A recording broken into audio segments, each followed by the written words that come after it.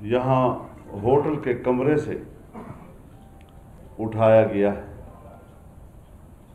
उनको गिरफ्तार किया गया है। ऐसे वक्त में जबकि उनकी अहलिया मोहतरमा भी वहाँ मौजूद थी, रेंजर्स ने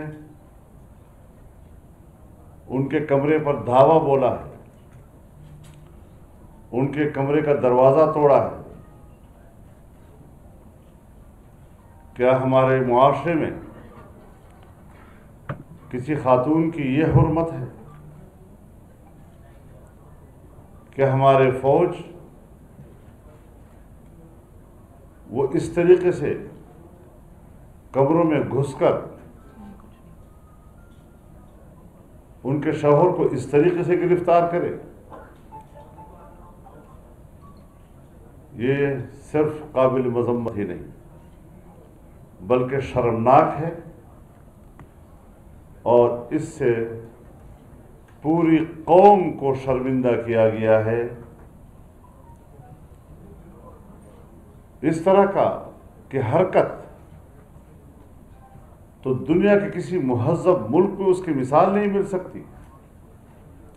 हम दुनिया के सामने किस मुंह से कहेंगे कि हम एक मुहज़्ज़ब कौम हैं? इस तरह तो किसी मफ्तूह कौम के साथ किया जाता है कि जो उस मुल्क के किसी शहरी की इज्जत और एहतराम को उनकी इंसानी हुकूक का हिस्सा नहीं समझती। और फिर सूबाई हुकूमत सिंध की वो अपना मौक़िफ़ दे चुकी है कि वज़ीर आला को बेखबर रखा गया है, और जब इंस्पेक्टर जनरल पुलिस ने अपने घर में उनके खिलाफ कोई भी इक़दाम करने से इनकार किया तो उनको अगवा किया गया।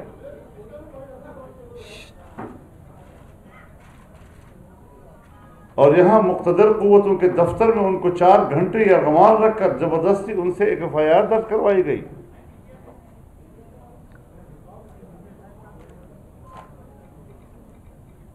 अब आप बताएं कि मुल्क में हुकूमत किसकी है? जबर की हुकूमत, जुल्म की हुकूमत, जो किसी आईन और कानून के पाबंद अपने आप को नहीं समझते, जहां कोई कुव्वत अपने आप को किसी कानून और आईन की पाबंद नहीं समझती, उसे मुआशरे में निरी बदमाशी कहा जाता है। तो आज जो हरकत की गई है ये एक बदमाशी है। सियासतदान कानून और आईन के दायरे में रहकर एहतजाज करने निकले हैं।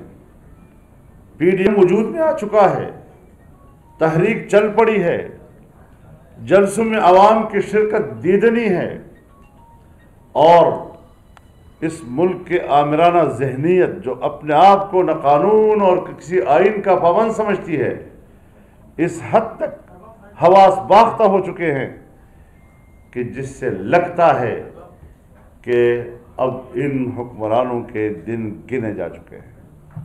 ये हरकतें उसी वक्त हुआ करती हैं। चींटी के जब मरने और हलाक होने का वक्त आता है तो उसके पर निकल आते हैं। अभी तो हमने 2 जलसे किए और इन चींटियों के पर निकल आए हैं, तो अंदाजा लगाएं कि मजीद अब उनकी जिंदगी के कितने लम्हात बाकी हैं। एक साजिश के तहत सूबा सिंध के कराची में यह हरकत की गई कि यहां पर हुकूमत पाकिस्तान पीपल्स पार्टी की है। इस तरह PDM और पीपल्स पार्टी के दरमियान बदएतमादी पैदा हो जाएगी, मुस्लिम लीग नून और पीपल्स पार्टी के दरमियान बदएतमादी पैदा हो जाएगी। लेकिन किसी किस्म की मसलहत को रवा नहीं रखा गया हमारी तरफ से। और आज बिलावल भुट्टो साहब से भी बात हुई, आसिफ अली जरदारी साहब से मेरी खुद बात हुई, इमदाद अली शाह साहब के साथ बात हुई। उन्होंने इस पर अपने अफसोस हत्ता कि अपनी शर्मिंदगी का इजहार किया है। और आज पाकिस्तान पीपल्स पार्टी के मरकज़ी सेक्रेटरी जनरल, आप सेक्रेटरी जनरल सीनियर नायब सदर, और हमारे PDM के सीनियर नायब सदर जनाब राजा परवेज अशरफ भी मौजूद हैं। सूबे के जनाब नासिर शाह साहब भी मौजूद हैं, और वो इस हवाले से यहाँ बैठे हैं कि जिन लोगों का ख्याल था कि वो इस तरीके से PDM में तकसीम पैदा कर लेंगे, बदएतमादी पैदा कर लेंगे, आज की इस नशिस्त ने और उनकी मौजूदगी ने उस साजिश को भी नाकाम बना दिया है। कहते हैं कि मज़ार कायद के ऊपर हुल्लड़बाजी की है। हम आपको दिखा सकते हैं वो क्लिप्स जब PTI के कारकुन इसी मज़ार कायद के ऊपर हुल्लड़बाजी करते नज़र आते हैं। वहाँ उनको इस मज़ार की हुर्मत नज़र नहीं आई। जब PTI के लोगों ने मस्जिद नबवी में नवाज शरीफ के ख़िलाफ़ नारे लगाए, जहाँ अल्लाह का हुक्म है कि रसूलुल्लाह सल्लल्लाहु अलैहि वसल्लम की आवाज़ पर अपनी आवाज़ भी ऊंची नहीं करनी, वरना तमाम ज़िंदगी के आमार सालिहा गारत हो जाएंगे। मस्जिद हराम में नारे लगाए गए, तुम्हें न मस्जिद हराम की हुर्मत, तुम्हारे यहाँ न मस्जिद नबवी की हुर्मत, तुम्हारे यहाँ न मज़ार कायद की हुर्मत, और आज तुमने सिर्फ एक घिनौने अमल के लिए जवाब पैदा करने की कोशिश की। और फिर ये कि किसी को कत्ल की धमकी, तुमने कत्ल की धमकी कहाँ सुनी थी शोरगोगा में?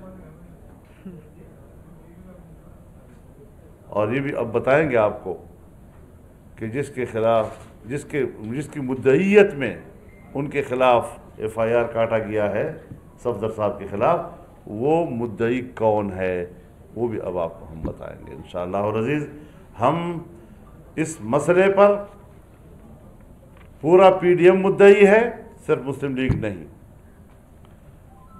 सिर्फ हमारी बहन, हमारी बेटी मरियम नहीं, ये हमारे ऊपर हमला है, पूरे PDM के ऊपर हमला है। मरियम जब यहाँ आई है तो यहाँ की हुकूमत और पीपल्स पार्टी के मेहमान हैं, ये उनकी मेज़बानों के ऊपर हमला है, ये हमारी हुर्मत के ऊपर हमला है। और हम अपनी हुर्मत का दिफा करना फिर जानते हैं कि किस तरह दिफा किया जाता है। तो इस हवाले से फौरी तौर पर उनको रिहा भी किया जाए, और जिन लोगों ने बदमाशी करके आईन और कानून को हाथ में लेकर कुव्वत का इस्तेमाल किया है, वो कौम से माफ़ी मांगे। उसने पूरे पाकिस्तान को आलमी बिरादरी के सामने शर्मिंदा किया। तो मैंने ये इब्तिदाई गुफ्तगू आपकी खिदमत में अर्ज़ कर दी। PDM का मौक़िफ़ आ गया है। मैं चाहूँगा कि मोहतरमा मरियम नवाज़ भी इस हवाले से अपने ख़यालात का इजहार करें। पहले वो बोल रही, फिर मैं बोलती हूँ। हाँ, ये भी ठीक, ये भी ठीक। शुक्रिया। बस वो आपने ठीक है, सही। बिस्मिल्लाहिर्रहमानिर्रहीम। जैसा कि मौलाना फजलुर रहमान साहब सदर पाकिस्तान डेमोक्रेटिक मूवमेंट ने आपके सामने इस वाक़े की सारी तफसीलात रखी,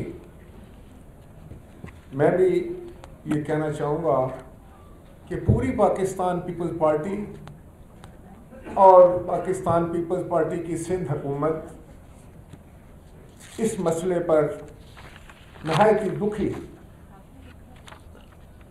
इस तरह की हरकत तो सोच भी नहीं सकते थे।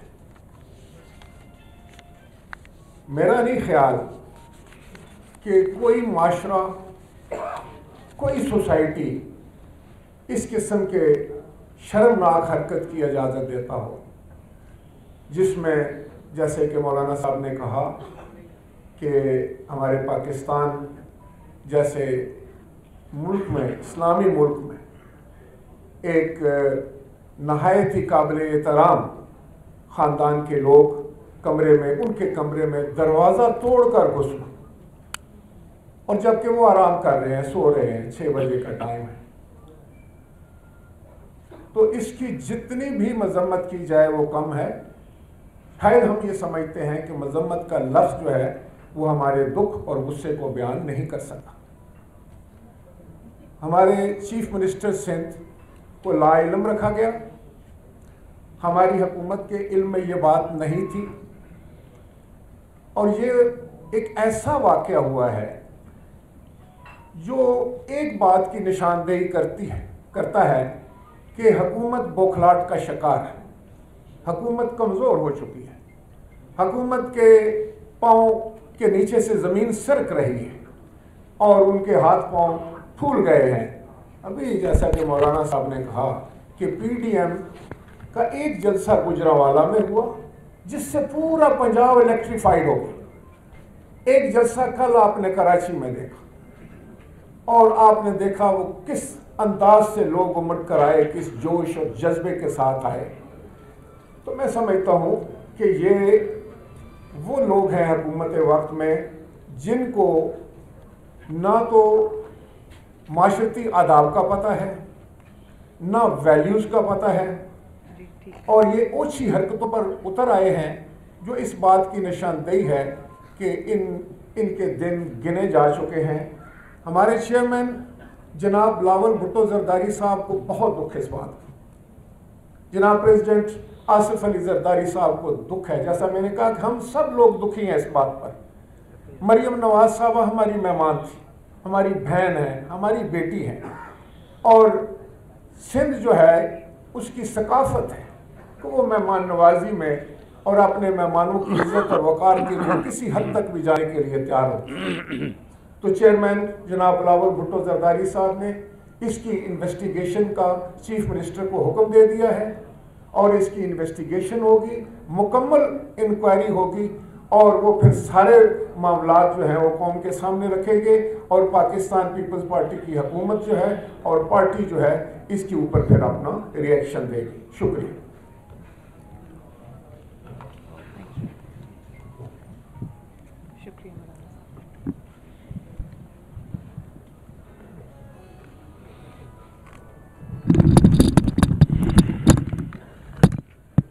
बिस्मिल्लाहिर्रहमानिर्रहीम। आप सबका और पीटीएम की जो भी क़यादत कराची में मौजूद थी, मैं उन सबकी शुक्रगुज़ार हूँ। मौलाना फजलुर रहमान साहब की शुक्रगुज़ार हूँ, राजा परवेज़ अशरफ साहब की शुक्रगुज़ार हूँ और बाकी सबकी भी जो यहाँ मौजूद हैं उनकी शुक्रगुज़ार हूँ। जो यहाँ मौजूद नहीं हैं उन्होंने फ़ोन करके मुझसे बात की और अपने तशवीश का इजहार भी किया। तो सबसे पहले मैं आपको ये बताना चाहती हूँ कि आज सुबह क्या हुआ। आज सुबह फजर के बाद जब हम सोए तो रात क्योंकि देर हो गई थी जलसे से वापस आते आते, तो कोई 6:15 के करीब टाइम हुआ था जब हमारा दरवाज़ा बहुत ज़ोर से किसी ने पीटना शुरू कर दिया। तो मैं सो रही थी, सफदर भी सो रहे थे। तो मैंने सोचा कि जो होटल्स हैं उनमें तो इस तरह दरवाज़ा कोई नहीं पीटता, बाहर तो बेल लगी हुई है, वो अगर बेल बजा दे, कोई बजा दे, जिसको अगर अंदर आना मतलूब है या कोई काम है वो बेल बजा दे। मैंने सोचा कि कोई कंस्ट्रक्शन हो रही है इधर उधर, उसकी कोई आवाज़ आई, क्योंकि एकदम मुझे समझ नहीं आई। तो 1-2 मिनट के बाद फिर वही आवाज़ आई, वही दरवाज़ा पीटने की आवाज़ आई। तो मैंने कहा सफदर से, मैंने कहा मुझे लगता है हमारे कमरे का कोई दरवाज़ा बजा रहा है। तो उन्होंने जब दरवाज़ा खोला उठकर तो बाहर पुलिस खड़ी थी और उन्होंने कहा कि हम आपको गिरफ़्तार करने आए।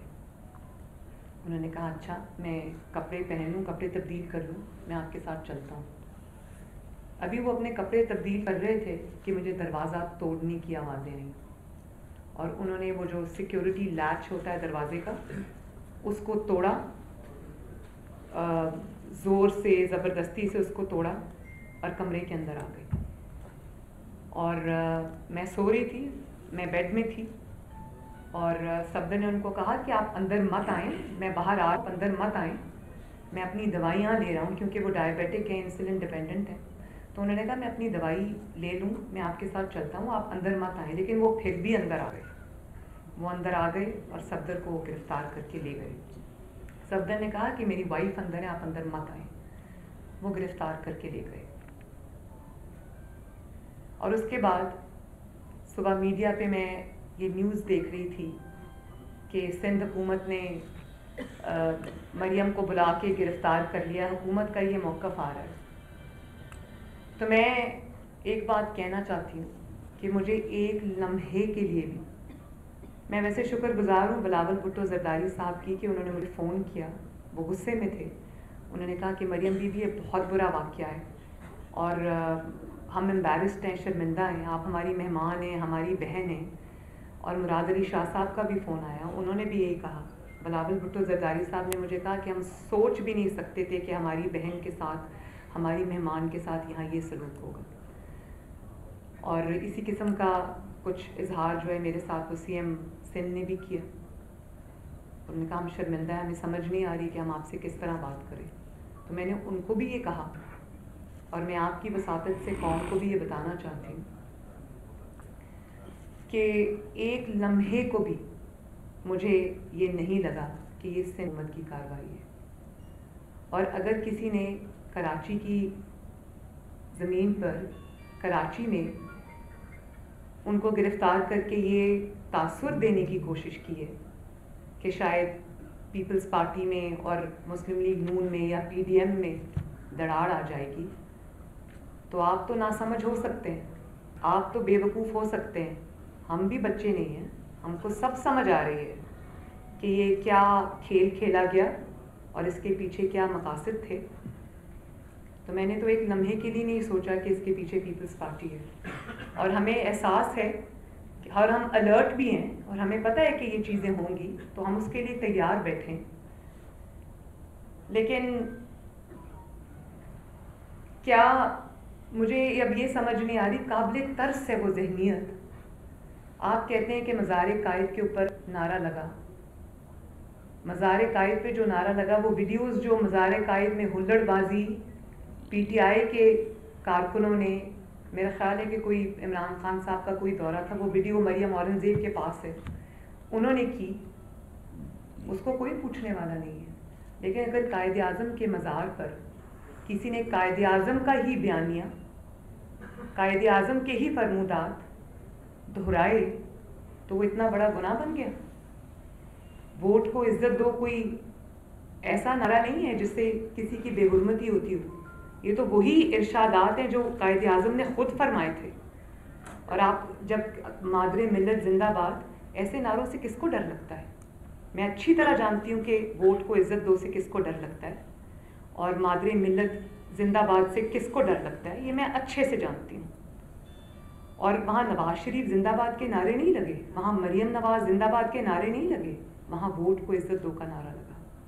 और उस नारे से किसको एतराज़ है, ये आप भी जानते हैं, ये मैं भी जानती हूँ। इस नारे से उसको एतराज़ है जो वोट चोरी करके आए, जो आवाम का मैंडेट चोरी करके आए, जिन्होंने फातिमा जना से लेके आज नवाज शरीफ तक और सारे जो मुंतखब नुमाइंदे हैं पाकिस्तान के अवाम के, उनको गद्दार डिक्लेयर किया। ये वहाँ जाकर तकलीफ़ जो है वो पहुँचती है, मैं अच्छे से जानती हूँ। लेकिन क्या आपको नहीं समझ आ रही कि ज़माना बदल गया, वक्त बदल गया? ये जो नामालूम अफराद हैं, ये सबको मालूम है। अब खला से उतर कर अगर आप ज़मीन पे आ गए हैं, खलाई मखलूक से अगर आप ज़मीनी मखलूक बन गए हैं, तो क्या लोग आपके चेहरे नहीं पहचानेंगे? क्या लोगों को समझ नहीं आएगी कि इसके पीछे कौन है? और फिर जो नवाज शरीफ साहब ने, जो PDM ने सवाल उठाए हैं, उन सवालों का जवाब क्या यही है कि गद्दारी के पर्चे काट दो, दहशतगर्दी के पर्चे काट दो? और अब जो एक शिक डाली है बीच में और कहा है कि ये कत्ल की धमकी दी है, भाई वहाँ पर सैकड़ों अफराद मौजूद थे और वहाँ पर आवाज़ जो है वो एक दूसरे की नहीं सुनाई दे रही थी, तो ये कत्ल की धमकी किसी को समझ आ रही थी? और क्यों देगा कोई किसी को कत्ल की धमकी? अब इस बात पे भी आ जाए कि कत्ल की धमकी का पर्चा दर्ज कराने वाला कौन है। ये मुझे अभी एक खबर मिली है, ये मेरे पास FIR की कॉपी है। वकास अहमद खान मुद्दई है, जो दहशतगर्दी कोड का मफरूर है जी। FIR नंबर 513/19, थाना ये क्या लिखा हुआ है जी? कौन? सुपर हाईवे वाला, और ये डेट्स भी इसमें लिखी हुई हैं। तो ये जो पर्चे दर्ज आप कराते हैं, कभी दहशतगर्दी के, कभी गद्दारी के, तो उनके जो मुद्दई होते हैं वो सारे एक जैसे क्यों होते हैं? जल्दी में ऐसे ही होता है। जल्दी में ऐसे ही होता है। तो वो लोग क्यों होते हैं जिनका अपना इतना लंबा क्रिमिनल रिकॉर्ड होता है? आपको ऐसे ही लोग मिलते हैं। सच्चा आदमी तो कभी नहीं आएगा इन चीज़ों के लिए, जाहिर है ऐसे ही लोगों को उठाना पड़ेगा। मैं समझती हूँ, मुझे इदराक है इस चीज़ का। और ये भी मैं इंकशाफ कर दूँ कि कैप्टन सफदर को धमकियाँ बहुत देर से आ रही थी कि हम तुम्हें नहीं छोड़ेंगे, और ये बहुत हाईएस्ट लेवल से आ रही थी। ज़ाती अन्नाद भी इसमें शामिल है। उन्होंने, वो एक बहुत इमोशनल से इंसान है, वो बात कर देते हैं तो उनको धमकियाँ आ रही थी। और अगर कोई ये समझता है कि धमकियों से नवाज शरीफ मरूब हो जाएगा, मरियम नवाज मरूब हो जाएगी, या पीडीएम के इत्तेहाद में कोई फ़र्क आएगा या वो मरूब हो जाएंगे, तो उसकी खाम ख्याली है। मेरे इर्द गिर्द जो लोग हैं, जिनके साथ मेरे रिश्ते हैं, उनके थ्रू मुझे ब्लैकमेल करने से बेहतर है मैं यहाँ बैठी हूँ, आओ और मुझे अरेस्ट करो। हिम्मत है तो करो, दुनिया देखे तुम्हारा मकरू चेहरा। आज भी देखा है दुनिया ने, और मुझे इस बात का भी इल्म है कि पूरी जो स्टोरी मुझे पता है, लेकिन मैं वो इस वक्त इसलिए बात नहीं करना चाहती क्योंकि इन्वेस्टिगेशन हो रही है। मुझे मुराद अली शाह साहब ने पूरी बात बताई है और मुझे पूरा इल्म है कि यहाँ पर क्या हुआ। निहायत अफसोस का मकाम है, निहायत शर्म का मुकाम है, लेकिन इससे आज एक ही बात साबित हुई। आप मुशर्रफ का दौर, आप सबको याद है ना, जब मुशर्रफ का दौर ख़त्म होने वाला था, जब उसकी शामत आई थी, तो उसने पे दर पे जो गलतियाँ करनी शुरू की, तो ये जो लोग हैं इनका तो हाल बहुत जल्द मुशर्रफ जैसा होने वाला है। जब आप ताकत के नशे में अंधे होते हैं, जब आपको ताकत का तकब्बुर होता है, तो आप दिमाग से नहीं सोचते। जब आप दिमाग से नहीं सोचते और ताकत से सोचते हैं, तो फिर आप ऐसी गलतियाँ करते हैं और अपने आप को आप पूरा का पूरा एक्सपोज कर देते हैं।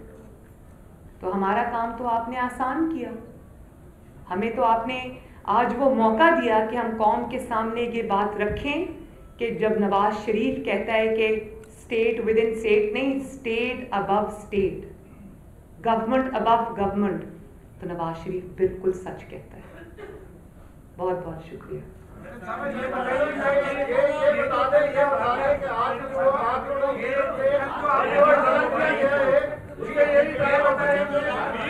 वन बाय वन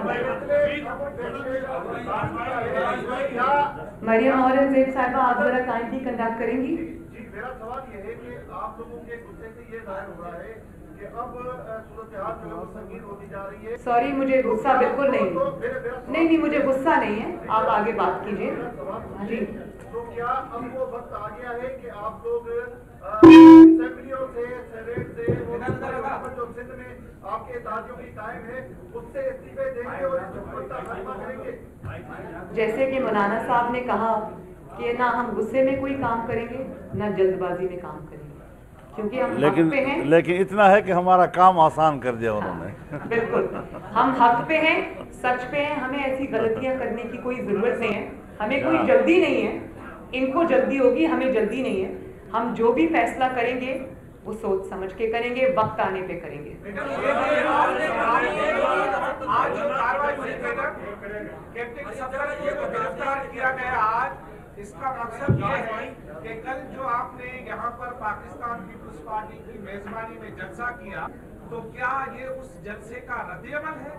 क्योंकि मेजबान पीपुल्स पार्टी है, उसे ख्वार करने या उन्हें और पीडीएम में इख्तलाफात पैदा करने के लिए ये रियासत का काम है। क्योंकि मुराद अली शाह ने आपको बताया होगा ये पुलिस वाले की ताकत नहीं है कि आपका दरवाजा तोड़े, कुछ तो पता होगा ना रियासत के किन कुव्वतों ने, वो कुव्वतें जिनका जिक्र आपके वालिद करते वही है या कोई और है? आप अच्छे से जानते हैं कौन है, क्योंकि जब मुराद अली शाह साहब ने कह दिया, बिलावल भुट्टो जरदारी साहब ने कह दिया, तो फिर हुकूमत ने कह दिया कि हम में से कोई नहीं है, तो फिर वही बच गए। फिर वही बच गए। हाँ जी, एक मिनट सबको बारी देंगे, एक मिनट जी, एक मिनट आप बात करें जी, आप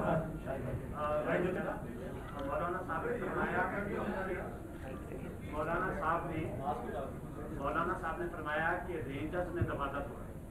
आप कह रही हैं कि पुलिस ने तोड़ा, हकीकत क्या है? दूसरा सवाल ये है कि मौलाना साहब ने ये भी फरमाया है कि आईजी सिंध को 4 घंटे तक यरगमाल रखा है और उनसे उनके फ़ोन भी ले लिए गए जी। सिंध गवर्नमेंट के नुमाइंदे बैठे हैं और उनसे कहा गया, मौलाना साहब ने तो फिर भी लिहाज किया, मैं लिहाज नहीं करूंगी। उनको सेक्टर कमांडर के ऑफिस में ले जाके कहा गया कि ये जो अरेस्ट ऑर्डर्स हैं इनके ऊपर साइन करें। और जब उनको कहा गया कि अरेस्ट ऑर्डर्स पे साइन करें तो आईजी साहब ऑब्वियसली घबरा गए। उन्होंने कहा कि ये नहीं हो सकता, तो उन्होंने कहा आप अरेस्ट ऑर्डर्स पे साइन कर दें, गिरफ्तारी जो है वो हम रेंजर्स से करवा देंगे। और जब उनसे अरेस्ट ऑर्डर्स पे ज़बरदस्ती साइन ले लिए गए तो फिर उनको कहा गया अब गिरफ्तारी भी पुलिस करेगी। लेकिन पुलिस के पीछे ये सब थे जिनको लोगों ने अपनी आंखों से देखा है, सब ने देखा है। बहुत जगहों पर प्रोग्राम भी हुए थे लोगों से मिलने जुलने के लिए। 4 घंटे तक यरगमाल रहे, आज इस पे सिंध गवर्नमेंट क्या कार्रवाई करती है? जी ये माइक दे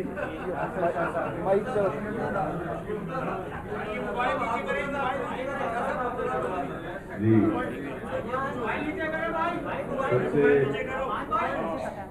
सबसे पहले तो इंतहाई माजूर खा है, शर्मिंदा है, खासतौर पर अपनी काबिल इज्जत व एहतराम बहन मरियम नवाज साहिबा के सामने, हमारे पीडीएम के जो रहनुमा हैं सदर साहब वो सब उनके सामने, और जो हमारे PMLN के कारकुन हैं पूरे पाकिस्तान के, सिंध गवर्नमेंट उनके आगे माजूर खा है। इस होटल में सिंध में ये वाक़या हुआ जिसकी हम शदीद मजम्मत करते हैं।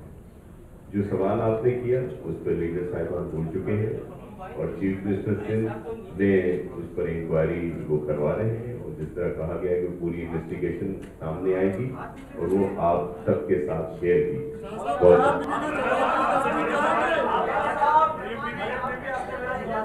एक सेकंड जी, ऐसे सबके सवालों के जवाब देकर जाएंगे। एक सेकंड आप बात करें। मेरा सवाल है, अक्सर सवाल में मैं आगे निकल जाता हूँ तो लोग कहते हैं सवाल पे आप वापिस आ जाइए क्योंकि बात ज़्यादा फैसला देगा। तो सवाल आपसे ये 19 आप कह रहे हैं हुकूमत जा रही है, हुकूमत कह रही है कि अपोजिशन जा रही है।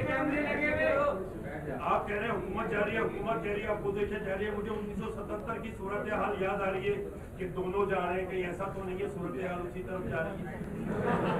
देखिए हालात होते हैं। जिस जुर्म की पादाश में मुंतखब हुकूमतों को रुखसत किया जाता है, आप उस जमाने की बातें करते हैं, लेकिन आज निक्का और अब्बा दोनों एक ही जुर्म के मुजरिम हैं, वो ऐसी गलती नहीं कर सकते।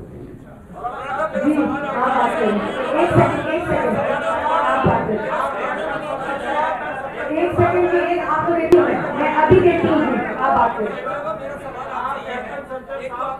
एक सेकंड जी, एक सेकंड। आपने कहा कि कैप्टन सफदर को धमकियां आती थी, धमकियां कौन देता था? दूसरा सवाल ये है इसके साथ कि कहा जा रहा है पाकिस्तान पीपल्स पार्टी के एक सीनियर रहनुमा जिन्होंने अपने पेपर में कल ये बात कही थी कि नवाज शरीफ की तकरीर इसलिए नहीं दोबारा दिखाई गई कि उन्हें GHQ से एक ब्रिगेडियर का फोन आया था, वादा करते थे। किसने गई थी?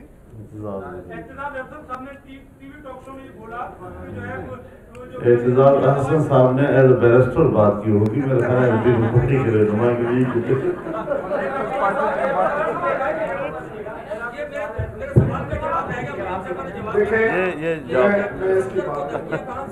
देखें, अगर हमारी पार्टी का कोई कारकुन या रहनुमा अपनी जाती हैसियत में बात करे, पार्टी का वो मौक़िफ़ नहीं दे रहे थे, उनका जाती मामला होगा, और पाकिस्तान पीपल्स पार्टी ने ऐसी कोई बात नहीं की। जवाब सुनने मेहरबानी। एक सेकंड आपने कहा कि 1977 का रिपीट तो नहीं होगा। आपने फरमाया ना ये 1977 है और ना ये 1999 है, ये 2020 है। इसमें जो ये काम करेगा ये उसके लिए अपने कॉन्सिक्वेंसेस हैं। एक सेकंड कार्रवाई के बाद सूबाई वजीर सईद अली ने एक ट्वीट जारी किया था जिसमें उसने कहा था कि ने जो बाजार कायद थे वो नामुनासिब था, लेकिन और नासिर शाह साहब ने भी बयान जारी किया कि इस तरह नहीं होना चाहिए। आप कहते हैं कि बाजार कायद, आप जरा सईद गनी साहब का ट्वीट पूरा पढ़े। तो नीचे उन्होंने मुजम्मत भी की है, लेकिन ये बस उसका यही जवाब है। Thank you. आप बात करें जी, आप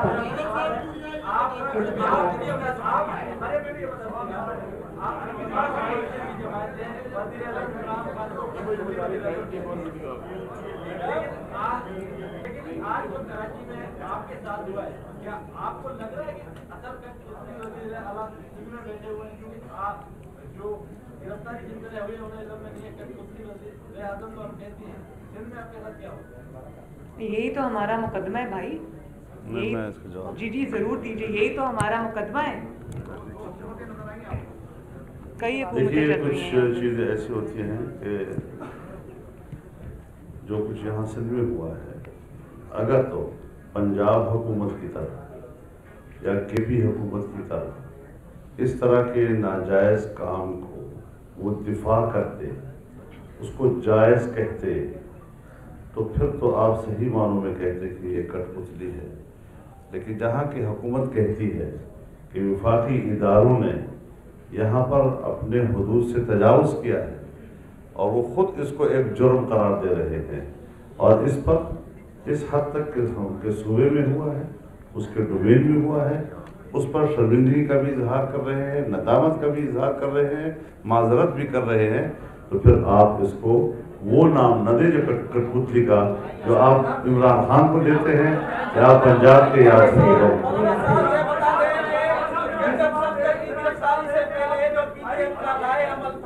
वो ये था कि जब से जुलूस होंगे, अब गिरफ्तारी होगी, क्या लाए अमल में कोई तब्दीली होगी, कोई धरना होगा, क्या होगा? इसके ऊपर मशवरा चल रहा है और फौरी इक़दाम के लिए हम मुशावरत करें।